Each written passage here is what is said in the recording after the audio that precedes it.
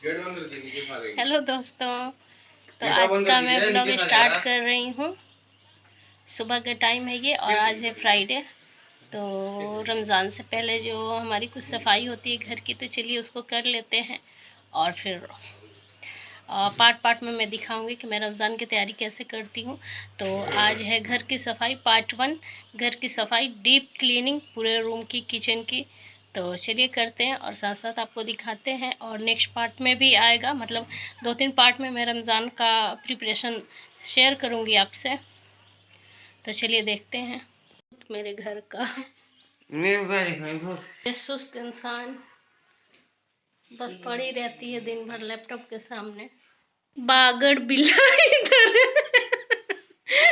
Face face अपना छुपाए हुए, इधर एक बागड़ बिल्ला छुपा हुआ है जो कि सामने नहीं आ रहा है। तो ये हमारा किचन का वॉल ना सारा ख़राब हो रहा है, क्योंकि बगल वाला ना घर बन रहा है, तो वो लोग ना अपने वॉल पर पानी डालते होंगे। तो हमारा एक बिल्कुल मतलब सटा सा वॉल है दोनों घर का, इस वजह से इधर सारा पानी आ रहा है। तो चलिए किचन की क्लीनिंग करते हैं। आज सबसे पहले किचन क्लीन करेंगे, डीप क्लीनिंग। और ये वाला तो सारा मैं ना पहले ही कर चुकी हूँ, ये क्लीन है बिल्कुल।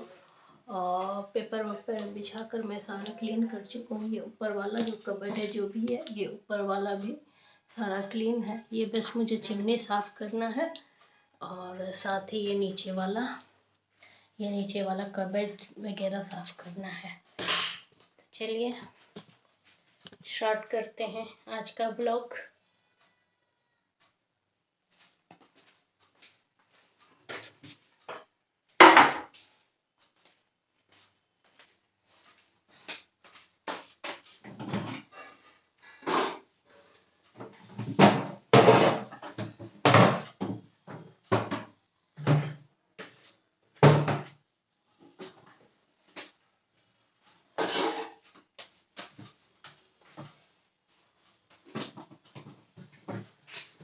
तो ये सारा आटा वगैरह का डिब्बा है जो कि खाली हो गया है अभी। तो मैं सोची कि चलो अगर डीप क्लीनिंग कर ही रही हूँ तो सारे डब्बों की भी सफाई कर दूँ। तो ये सारे आटा के डब्बे हैं, साथ ही ये चावल का डब्बा है, तो फिर मैं ना इसे भी क्लीन कर दूँगी। ये भी खाली हो गया है तो इसे मैं रिफ़िल नहीं की हूँ। इसको धो लूँगी अच्छे से सारे डब्बों को, और उसके बाद ही मैं इसमें आटा और चावल रखूँगी। सोची कि चलो रमज़ान की डीप क्लीनिंग कर ही रही हूँ तो साथ साथ इन डब्बों को भी क्लीनिंग कर दूं अच्छे से।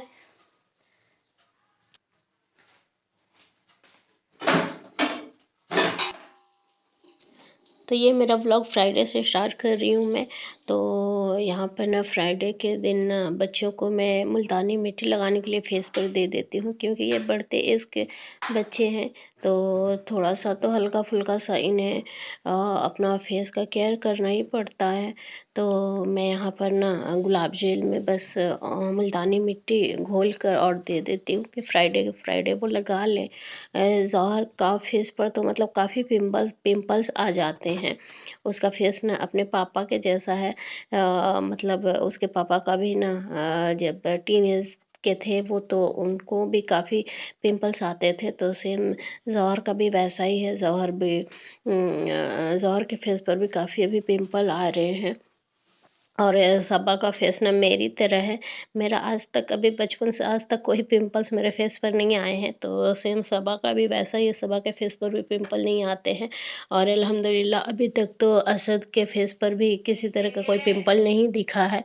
खैर वो तो अभी 13-14 ईयर्स का है, आगे देखती हूँ उसके फेस पर आता है या नहीं असद के फेस पर। तो खैर बच्चे अभी फेस पर लगाकर और छुपे हुए चल रहे थे, कैमरा के सामने नहीं आ रहे थे वो। और सबा तो अपना पढ़ाई कर रही थी, क्योंकि उसका तो मैं पिछले व्लॉग में भी कई बार बताई हूँ कि उसका 12th का मतलब एग्ज़ाम चल रहा CBSE बोर्ड वाला। तो इस वजह से वो मतलब ज़्यादातर पढ़ती ही रहती है अल्हम्दुलिल्लाह।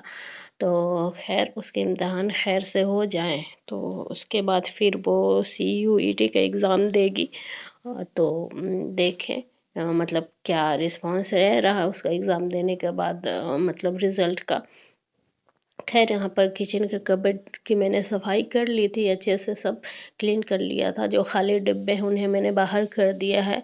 आटा और चावल का उसे मैं वॉश कर लूँगी, क्योंकि अभी ठंडी भी थी ना काफ़ी। तो ये मतलब 1 डेढ़ 2 महीने से मतलब डीप क्लीनिंग अच्छे से नहीं हो पा रही थी घर की, क्योंकि ठंड की वजह से ना कुछ करने का मन नहीं हो रहा था। सारा दिन बस ब्लैंकेट वगैरह में छुपे रहो। तो खैर यहाँ पर किचन की मैंने अच्छे से सफाई कर ली थी और मैं आ गई हूँ रूम में। यहाँ पर पर्दे वगैरह भी मैं सारे खोल दी हूँ, जिससे कि मैं धो सकूँ रमज़ान से पहले पर्दे, जानिमाज़ वगैरह, टोपियाँ बच्चों के। तो ये सब सारे सफाई कर लेने से ना सही हो जाता है, मतलब रमज़ान से पहले मतलब एक अच्छा सा वाइब आता है, साफ़ सुथरा पूरा घर हो जाता है, क्लीन एंड क्लियर। तो ये फ़ैन भी गर्मी में मतलब ठंडी शुरू होने से पहले ही हस्बैंड बोले थे कि मैं साफ़ कर दे रहा हूँ, बट मैं ना पंखा साफ़ करने पर काफ़ी नीचे डस्ट आता है, इस वजह से मैं उन्हें मना कर दी थी। जब वो थे तो वो करने जा रहे थे तो मैं मना कर दी। तो यहाँ पर ना अभी तो ठंडियाँ ख़त्म हो गई हैं, पूरे ठंडे ऐसे ही रहा फ़ैन। तो फिर मैं सोची कि चलो अभी रमज़ान के टाइम है तो फ़ैन भी सारा साफ़ कर लेती हूँ। और ये काफ़ी ऊंचाई पर होता है, तो इस वजह से ना जल्दी साफ़ नहीं हो पाता कर पाता है आदमी, तो इस वजह से। खैर यहाँ पर मैं अभी ना ये मतलब कलमा का ये बोर्ड है, तो इस पर भी काफ़ी डस्ट हो गया था, तो मैं कॉलिन डालकर इसे भी अच्छे से साफ़ कर लूँगी। तो ये सब जितनी सारी ऊंची मतलब चीज़ें होती हैं ना, तो ये अक्सर हम लोग साफ़ नहीं कर पाते हैं। तो खैर यहाँ पर मैं सोची कि चलो रमज़ान की मतलब डीप क्लीनिंग कर रही हूँ रमज़ान के लिए, तो अच्छे से कर लूँ, ताकि रमज़ान में आदमी फ्री होकर ना इबादत वगैरह कर सके आसानी से। तो ये मैं अभी आज फर्स्ट पार्ट दिखा रही हूँ सफाई का। जब सारे घर की डीप क्लीनिंग हो जाएगी तो उसके बाद मैं ना फूड प्रिपरेशन का भी दिखाऊंगी कि किस तरह से मैं फूड प्रिपेयर करती हूँ रमज़ान से पहले, और क्या क्या मतलब तैयार करके रखती हूँ, जिससे हमारा रमज़ान इजीली गुजर जाए। तो यहाँ पर सब कुछ मैंने पर्दा वगैरह हटा दिया। बेड तो मैं वैसे भी चेंज करती हूँ हर फ्राइडे। और यहाँ पर ना जो बेडशीट का ये मतलब पिलो कवर था वो थोड़ा सा फट गया था, तो मैं उसे सिलने लगी थी। तो बस ये सिल कर हो गया है, अभी मैं चेंज कर दूँगी और बेडशीट को। और ये मैं ना गद्दे में ना मतलब कवर लगा कर रखती हूँ, डायरेक्ट गद्दा पर नहीं रखती, मतलब ये चादर। इसलिए मैं कवर लगा कर रखती हूँ, ताकि गंदा भी हो तो कवर ही हो और मैं उसे निकाल कर और धो लूँ। इस वजह से आसान हो जाता है थोड़ा। और बच्चे नहा लिए हैं यहाँ पर, वो मतलब नमाज़ पढ़ने के लिए तैयार हो रहे थे, जाने के लिए जुम्मा की नमाज़ पढ़ने के लिए। तो खैर यहाँ पर मैं दोनों तरफ ना चादर में मतलब वो गांठ बांध देती हूँ, जिससे कि ना बहुत अच्छे से ये जो गद्दा है वो बहुत अच्छे से इसमें मतलब वो हो जाता है, दब जाता है, जिससे कि चादर फिसलता नहीं है बिल्कुल भी। बेडशीट वगैरह बिल्कुल भी नहीं फिसलता। इस तरह से अगर हम गांठ बांध कर और नीचे दबा देंगे तो मैं ज़्यादातर इसी तरह से करती हूँ। तो खैर ये मतलब रूम भी मेरा क्लियर हो गया है। तो अभी चलती हूँ, अब जौहर का रूम साफ़ कर लूँ। जौहर भी काफ़ी अपना रूम कचरा करके रखता है, तो देखती हूँ उसके रूम का और दिखाती हूँ आपको हाल। और फिर और मैं ये दूसरे साइड वाला भी विंडो का ये कर्टेन खोल दूँगी, और खोल कर ना मैं धोने के लिए डाल दूँगी। और ये देखें यहाँ ज़ोहर का रूम, बस वो नहा धुला कर निकल गया नमाज़ पढ़ने के लिए, चीज़ें जैसे तैसे फेंक कर अपने बेड पर टेबल पर ऐसे बिखेर कर बस वो चला गया है नमाज़ पढ़ने।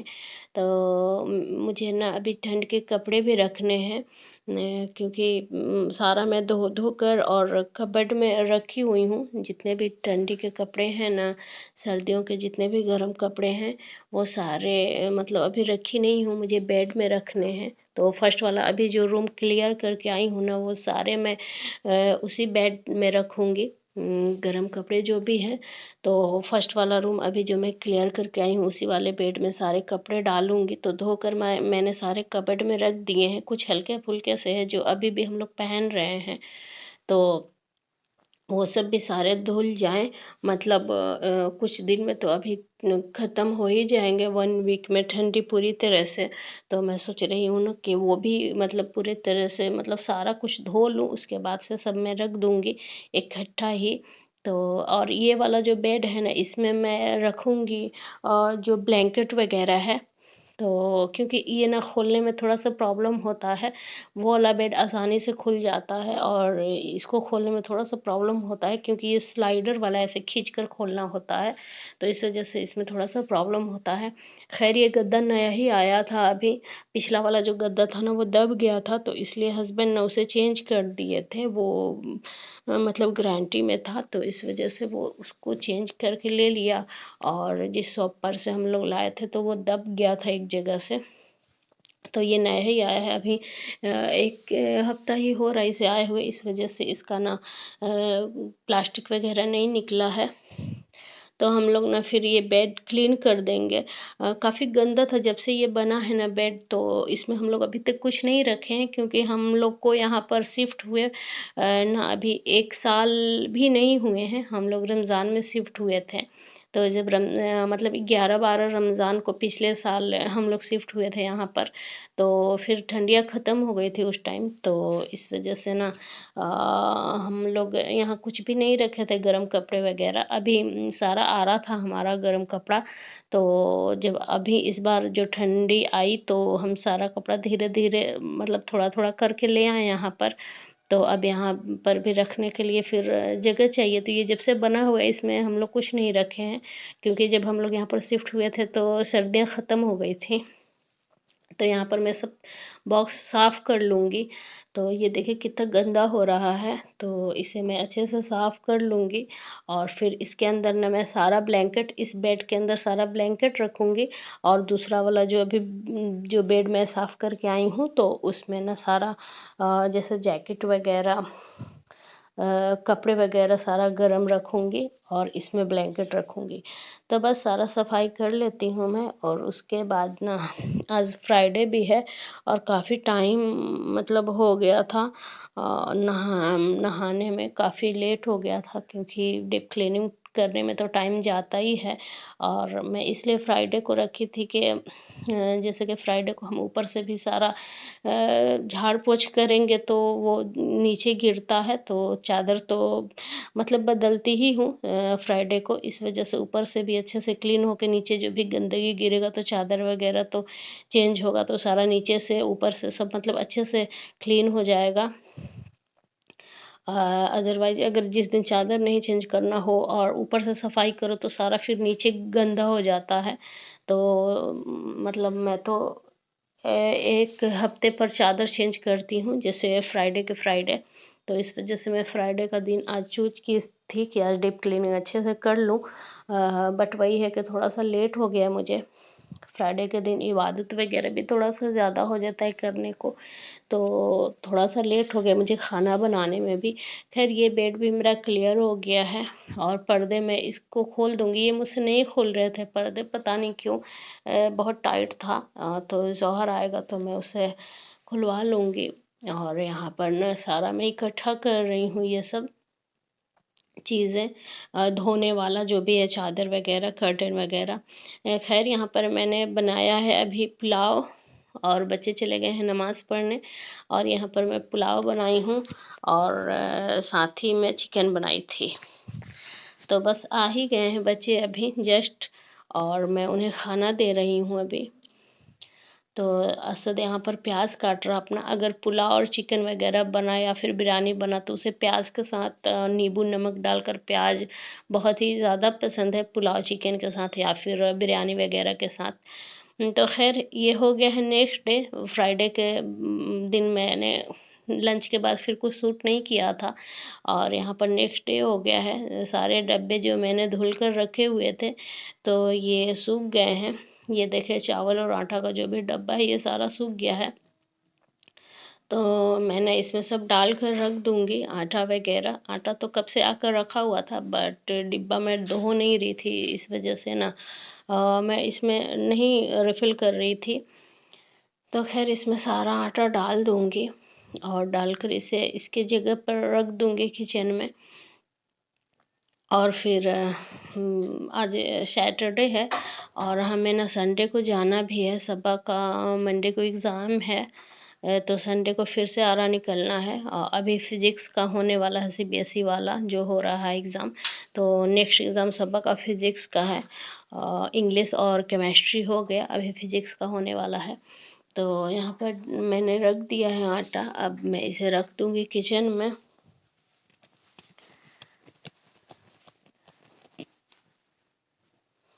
नेक्स्ट मैं चावल रखूँगी, तो चावल मैंने नीचे वाले फ्लोर पर रखा हुआ था, क्योंकि अभी डिब्बे में था थोड़ा सा चावल, तो मैं इस वजह से ना ये रख दी थी नीचे ही, नीचे वाले फ्लोर पर। मैं ऊपर नहीं रखी थी कि बोरा को कहाँ रखूँगी। ये ना चावल मेरा गांव से आता है, गांव पर ही हमारे चावल हस्बैंड ले लेते हैं वहाँ पर, तो वहाँ पर ही ड्रम में, बड़े बड़े ड्रम में रखा रहता है।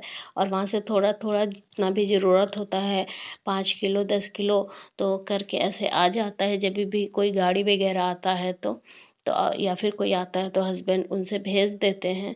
तो ये गांव से आया हुआ है ऐसे चावल हमारा। तो मैं सारा चावल डब्बे में रख दूँगी। और जो भी पुलाव का चावल होता है या फिर डेली यूज वाला चावल, तो ये सारा मेरा गांव से ही आता है। तो नीचे वाला फ्लोर अभी खाली है, अभी उसमें रेंटर कोई नहीं लगा हुआ है। तो इस वजह से हम अपने यूज़ का भी जो मतलब एक्स्ट्रा सामान होता है नीचे वाले फ्लोर पर ही रख देते हैं, क्योंकि यहाँ पर तो ऊपर इतना जगह नहीं होता है। तो इस वजह से मैं जो भी एक्स्ट्रा सामान होता है नीचे वाले फ्लोर पर रख देती हूँ। जब तक रेंटर नहीं लग रहा है उसमें, तब तक वो हमारे यूज़ में आ जाता है। खैर यहाँ पर मैं सारा रख दी हूँ, आटा और चावल का डिब्बा। बस किचन का मेरा काम कंप्लीट हो गया। अब पर्दे लगा लूँगी सारे। पर्दे मैंने धुल लिए हैं और ये सारा सूख गया है। तो उसके बाद मैं सारे पर्दे भी लगा दूँगी। और मैं रमज़ान से पहले ना ये कंप्लीट हो गया है मेरा डीप क्लीनिंग घर की। तो यहाँ पर अभी आ गई हूँ मैं लंच बनाने के लिए। तो लंच में मैं बनाऊँगी ये कीमा, मटन का कीमा मैंने लिया है। तो कीमा को क्या करेंगे ना पकाने के लिए, सबसे पहले मैंने तेल डाली हूँ कढ़ाई में, और तेल डालकर ना उसमें एक मीडियम साइज़ का प्याज काट कर डाल दी हूँ। और जब प्याज ब्राउन हो गया तो मैं उसमें टमाटर कट करके अभी डाल दी हूँ एक मीडियम साइज़ का, और नमक डालकर टमाटर को गलने के लिए रख दी हूँ ढक कर। इधर मैं तेल चढ़ा दी हूँ, क्योंकि मैं आज पूरियाँ बनाने वाली हूँ, तो कीमा और पूरियाँ बनाऊँगी। तो यहाँ पर टमाटर हल्का सा सॉफ्ट हो गया है, तो मैं इसमें ना कीमा डाल दूँगी। तो कीमे को अच्छे से प्याज और टमाटर के मिक्सचर में अच्छे से मिक्स करेंगे, जब तक कि ये कीमे का पानी ना सूख जाए। तो हमें इतना भूनना है कि ये इसका पानी ड्राई हो जाए। तो बस आप चाहें तो इसे मतलब चिकन के कीमे में भी बना सकते हैं। मैं यहाँ पर मटन का कीमा ली हूँ, तो थोड़ा सा ये टाइम लेगा गलने के लिए। चिकन का कीमा अगर रहा तो जल्दी ही गल जाता है। तो ये देखो ऑलमोस्ट सारा पानी ड्राई हो गया है, थोड़े थोड़े सा पानी बचे हुए हैं अभी, तो उन्हें भी हम ड्राई कर लेंगे अच्छे से। तो ये टमाटर और प्याज के साथ अच्छे से भून लिया है मैंने, सारा स्मेल निकल गया है, कच्चापन जो भी कीमा का था, कच्चापन स्मेल जो भी होता है। और यहाँ पर मैं 1 चम्मच अदरक का पेस्ट डालूंगी, और साथ ही 1 चम्मच भर के लहसुन का पेस्ट डालूंगी, और फिर सूखे मसाले डाल देंगे। तो यहाँ पर मैं आधा चम्मच डालूंगी हल्दी पाउडर, 1 चम्मच मिर्चा पाउडर, जितना आपको तीखा चाहिए अपने अकॉर्डिंग डाल लें। साथ ही मैं आधा चम्मच जीरा पाउडर डालूंगी, और 1 छोटा चम्मच मैं डालूंगी मतलब काली मिर्च कूट कर। बस इसे मिक्स कर देंगे, सारे सूखे मसाले और अदरक और लहसुन को अच्छे से कीमे में मिक्स कर देंगे, ताकि हर जगह मिल जाए।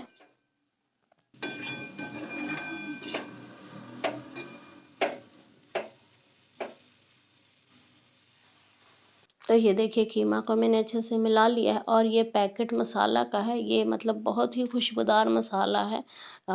ये भाभी मेरी लाई थी मुंबई से, टिक्का मसाला है या फिर गरम मसाला जो भी, बट ये इसी तरह का पैकेट में था, कोई नाम वगैरह मेंशन नहीं था। तो भाभी मुझे मुंबई से लाकर दी थी कि ये आप टिक्का वगैरह, कबाब या फिर कीमा वगैरह बनाइएगा तो डालिएगा, तो ये काफ़ी अच्छा टेस्ट आता है। अगर आपके पास ये मसाला नहीं है तो आप मटन मसाला या फिर मीट मसाला डाल सकते हैं इसी जगह पर।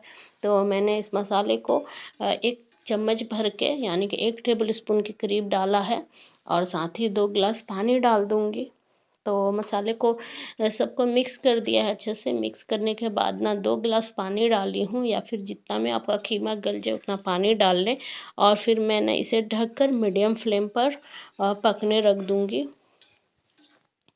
तो ये देखिए अच्छे से मैंने कीमे को मिला लिया है पानी डालकर भी, और बस इसे ढककर पकने के लिए रख दूंगी। और इधर मैं पूरियाँ फटाफट से बना लेती हूँ। साथ ही में ये आलू की भुजिया बनाई थी सूखी तेल वाली। तो बस यहाँ पर देखें सारा पानी ऑलमोस्ट ड्राई हो गया है, और जितना ग्रेवी रखना है आप रखें। मैं थोड़ा सा थिक ही ग्रेवी रखूँगी, क्योंकि कीमा में ना थिक ग्रेवी ज़्यादा अच्छा लगता है। तो ये देखिए हमारा ग्रेवी काफ़ी ड्राई हो गया है, और कीमा भी बहुत ज़्यादा टेस्टी एंड टेम्पटिंग दिख रहा है। तो बस बच्चों को मैं अभी लंच देने लगी हूँ, कीमा भुजिया एंड पूरी। और मैं मिलती हूँ नेक्स्ट ब्लॉग में आपके साथ। तब तक के लिए आप अपना ख्याल रखें। बाय, अल्लाह हाफिज़।